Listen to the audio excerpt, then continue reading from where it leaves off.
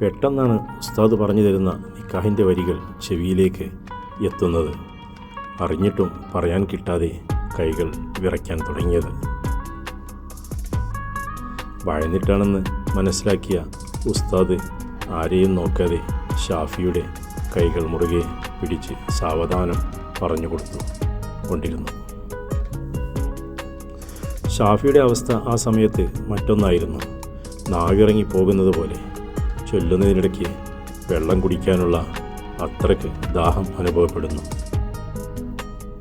നിക്കാഹ് പാതി വഴിക്ക് നിർത്തിയാൽ ആളുകൾക്ക് പറഞ്ഞു നടക്കാൻ ഒരു കാരണമാകുമെന്ന് മനസ്സ് മന്ത്രിച്ചതോടെ എല്ലാം പെട്ടെന്ന് ശാന്തമാകാൻ മനസ്സിൽ യത്തീമായൊരു കുട്ടിക്ക് നൽകാനുള്ള നേർച്ച കരുതി. ഉസ്താദിൻ്റെ വാക്കുകളിലേക്ക് ശ്രദ്ധിച്ച് എല്ലാം പറഞ്ഞൊപ്പിച്ചു. AC ഇട്ട് തണുപ്പിച്ച പള്ളിക്കകത്തായിരുന്നിട്ടും നല്ലോണം വിയർക്കുന്നുണ്ടായിരുന്നു. ധരിച്ച ഡ്രസ്സ് കാരണം ആരും അത് ശ്രദ്ധിച്ചില്ലെങ്കിലും കൈപിടിച്ച ഉസ്താദ് അത് മനസ്സിലാക്കിയതുപോലെ ദുആ കഴിഞ്ഞതും അടുത്തേക്ക് നീങ്ങിയിരുന്ന് പറഞ്ഞു, തനിക്കൊരുപാട് ശത്രുക്കൾ ഉണ്ടല്ലേ ഷാഫി? പെട്ടെന്നങ്ങനെയുള്ള ഒരു ചോദ്യം കേട്ടപ്പോൾ അതെങ്ങനെയാണെന്താണ് ചോദിച്ചതെന്ന് ചോദിക്കാൻ തോന്നിയെങ്കിലും സാഹചര്യം മനസ്സിലാക്കി ഒന്നും പറയാതെ ഉസ്താദ് പറഞ്ഞത് ശരിവെക്കുന്നത് പോലെ ചിരിച്ചു. കൂടുതലൊന്നും പറയാതെ ഷാഫിയെ നോക്കിയ ഉസ്താദ് എല്ലാം ഹൈറാവട്ടെ എന്ന് പറഞ്ഞ് ഉസ്താദ് കൂടെയുള്ളവരോടൊപ്പം പുറത്തേക്ക് നടന്നു. അടുത്തിരിക്കുന്ന സജീറിനോട് എനിക്ക് കുറച്ച് വെള്ളം വേണം എന്ന് പറഞ്ഞതും അവൻ പെട്ടെന്ന് പള്ളിയിൽ നിന്നും വെള്ളം കൊണ്ട് വന്നു കൊടുത്തു.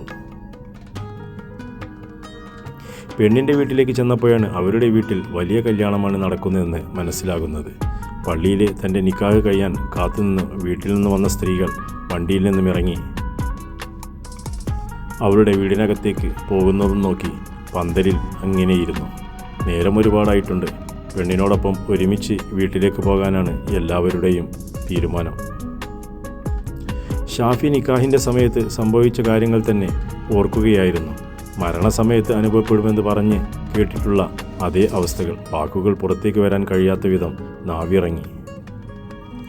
പോവുക, ചങ്കിലെ വെള്ളം വറ്റുക, ശരീരം വിറയുക. എന്താണ് തനിക്കിപ്പോൾ സംഭവിച്ചത്? പ്രഷർ കുറഞ്ഞോ അതോ കൂടിയോ അതോ മറ്റെന്തെങ്കിലും?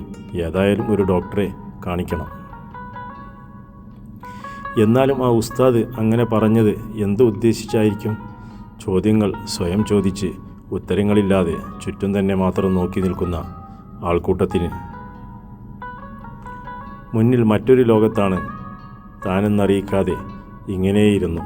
കൂടുതൽ വൈകിയില്ല. വീട്ടുകാരും കുടുംബക്കാരും ഒരുക്കിക്കൊണ്ടുവന്ന മണവാട്ടി ഇറങ്ങി. ഷാഫിയുടെ അടുത്ത് അലങ്കരിച്ച ചെയറിലേക്ക് ഇരുത്തിയ അവളെ ഒന്ന് നോക്കി. മേക്കപ്പ് വാരിപ്പൊത്തിയത് കൊണ്ട് യഥാർത്ഥ മുഖം കാണാൻ പറ്റുന്നില്ല. അവൾ ആരെയും നോക്കുന്നില്ല. തലതാഴ്ത്തിയാണ് ഇരിക്കുന്നത്. വീട് വിട്ടുപോകുന്ന ടെൻഷനായിരിക്കും.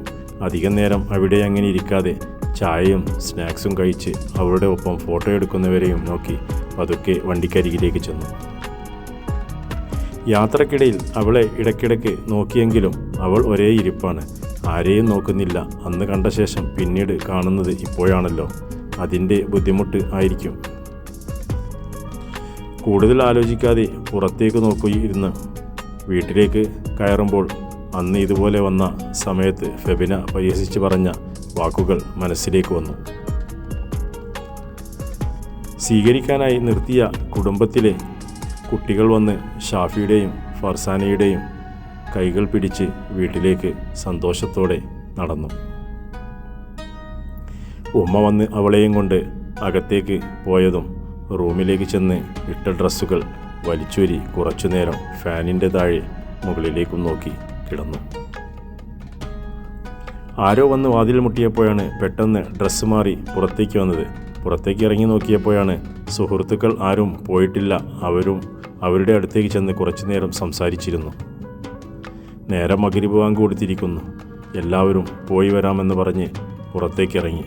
സജീർ പോകുന്നതിനിടയ്ക്ക് വന്ന് പതുക്കെ ചോദിച്ചു, ഡാ മറ്റേ ദിക്ർ ഓർമ്മയുണ്ടോ? എഴുതി തരണോ? പൊട്ടിച്ചിരിക്കാൻ തോന്നിയെങ്കിലും ചിരിച്ചും കൊണ്ട് പറഞ്ഞു, അതൊക്കെ മൊബൈലിലുണ്ട് മോനെ, കാണാതെ പഠിച്ചു വെച്ചിട്ടുണ്ട്.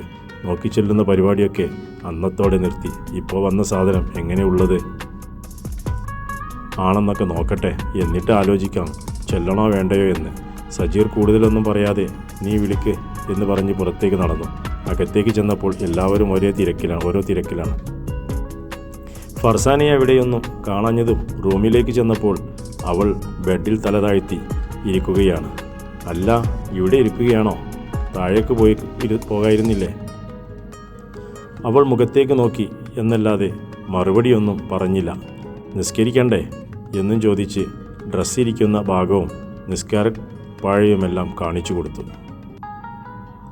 ബാത്റൂമിൽ കയറി ടവലും കാര്യങ്ങളുമെല്ലാം റെഡിയാണോ എന്ന് ശ്രദ്ധിച്ച് ഫ്രഷ് ആവണമെങ്കിൽ ഇവിടെ നിന്ന് ആവട്ടോ, ഞാൻ പള്ളിയിൽ പോയിട്ട് വരാമെന്ന് പറഞ്ഞ് ഷാഫി പുറത്തേക്കിറങ്ങി. ഇശാ നമസ്കാരം കഴിഞ്ഞാണ് വീട്ടിലേക്ക് തിരികെ എത്തുന്നത്. എല്ലാവരും ഭക്ഷണം കഴിക്കാൻ വേണ്ടി തന്നെ കാത്തിരിക്കുകയാണ്. കൈകൾ കഴുകി ടേബിളിലേക്ക് ചെന്നു. എല്ലാവരുമുണ്ട്. അവളെ ഇടയ്ക്കിടയ്ക്ക് നോക്കിക്കൊണ്ടിരുന്നു. എല്ലാവരും അവളോട് എന്തൊക്കെയോ സംസാരിക്കുന്നുണ്ട്. അവൾ ഇടയ്ക്കൊന്നും ചിരിക്കുന്നു എന്നല്ലാതെ മറുപടിയൊന്നും പറയുന്നില്ല. പുതിയ വീടല്ലേ, പുതിയ ആളുകളും, പരിചയക്കുറവാണ്, ശരിയാവും. ഭക്ഷണം കഴിച്ച് കഴിഞ്ഞതോടെ റൂമിലേക്ക് ചെന്നു. ഇപ്രാവശ്യം മണിയറ കൂടുതൽ അലങ്കരിച്ചിട്ടൊന്നുമില്ല. ഒന്നും വേണ്ടെന്ന് പറഞ്ഞതുകൊണ്ട് സുഹൃത്തുക്കൾ ചെയ്യാതിരുന്നതാണ്. കാത്തിരിപ്പുകൾക്ക് അവസാനമായിരിക്കുന്നു. സൃഷ്ടാവ് തനിക്ക് വിധിച്ച ജീവിത പങ്കാളിയെ തൻ്റെ മുറിയിലേക്ക് ഒരു തടസ്സവുമില്ലാതെ അവനെത്തിച്ചിരിക്കുന്നു. പക്ഷേ കണ്ടു കൂട്ടിയ സ്വപ്നങ്ങളും കനത്തോളം അനുഭവങ്ങളുടെ കനമേറ്റണമെന്ന് വിധിയിറങ്ങിയതറിയാതെയും ഇത് ജീവിതമാണ്, എല്ലാം അവസാനിക്കുന്നിടത്ത് നിന്നും